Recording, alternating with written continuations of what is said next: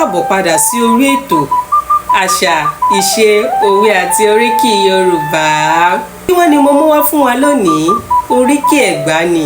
Ègbá ọmọ Lísàbí, gbòǹgbò àkàlà, ọmọ ẹ̀rín jogún ọlà, ọmọ sílẹ̀kùn palẹ̀kùdé, àrídìí ògo lójú ogun. Ṣebí bàbá tí ni wọ́n ròyìn ogun fa àràbá pè. Ègbá ọmọ adúró gbẹrú má dúró gbẹ̀kọ. Torí ẹrú ní í sin ni ẹ̀kọ kì í sí ìyàn. Kò sóhun tí wọ́n ń ṣe nílùú Mẹ́kà tí wọn kì í ṣe lẹ́gbàá Aláké. Wọ́n ń momi sèmìsèmì ní Mẹ́kà. Ẹ̀yin ń momi odò Ògùn lẹ́gbàá Aláké. Wọ́n ń gòkè àràfá ní Mẹ́kà. Ẹ̀yin ń gòkè Olúmọ lẹ́gbàá tiyín. Wọ́n bí yín láké, ẹ gbó lẹ́nu bí ìjẹ̀jẹ̀. Wọ́n bí yín ní gbàgùrà, ẹ gbó lẹ́nu bí ọ̀jẹ́. Ọba òkè, àwàdàlú Ègbá sí àṣẹ. Àwa ní rí jù báyìí lọ. Ìwọ tó bá fẹ́ ká kí ìlú abínibí rẹ, ó yá bá wa fi sí comment section. Ká tún jọ pàdé lọ́jọ́ míì ọjọ́ re láyọ̀ o.